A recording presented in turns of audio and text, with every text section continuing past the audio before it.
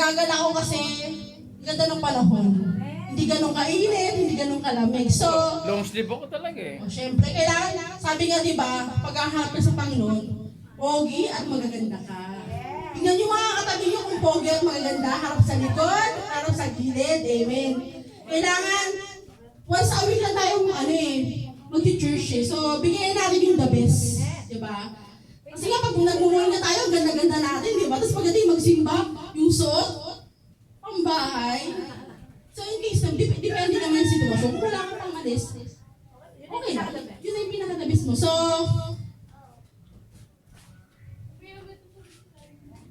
ang giving is ang advantage natin bilang mananampalataya. Naniniwala ba kayo doon? Na ang magbibigay is malaking advantage natin bilang mananampalataya. Diba? Saka walang pagtanggap kung walang pagbibigay. Amen po ba? So naniniwala po tayo doon. Kasi kahit naman tayo eh. Pag tayo nagtanim, wala tayong aanuhin. Amen po ba? Saka ang Panginoon, napaka-glorious God niya sa ating lahat. Amen. Walang makakahigit sa Kanya. Ano pa man yan. So, dapat, ang Diyos ang nagpapala, ang Diyos ang nagbibigay. So, kailangan natin i-honor siya. Ibigay natin yung nararapat sa Kanya. Kahit sa Old Testament, sinasabi na yan eh.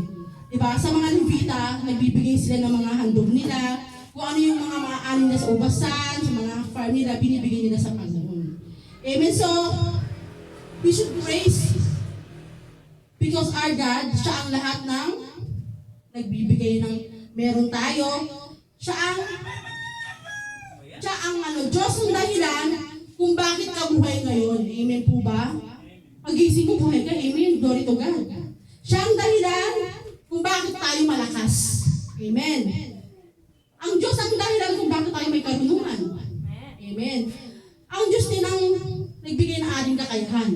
Amen po ba? So, sabi nga dito, ang Diyos din ang nagbigay lahat ng mga tinatangkilik natin. Amen po ba? Lahat ang meron ka, lahat ng nasa iyo, mga suot mo, Diyos ang nagbigay niya, hindi ikaw. So, kailangan alam natin kung paano natin ibalik sa Panginoon ang pagbibigay. So, ang Panginoon, may panuntunan yan. Alam naman natin yung panuntunan yan, di ba? Marami siyang verse na binigay sa Bible, mga panuntunan, kung bakit kailangan natin magbigay. At kung bakit natin kailangan maghandog. Amen po ba? So, meron nga akong biglang may pumasok sa utak ko. Di ba yung meron sa Luke 6 verse 38, yung meron sinasabi na, give, it will given to you. A good measure, pressed down, shaken together, and running over, will be poured into your lap. For with the measure you use, it will be measured back to you. Sa ibang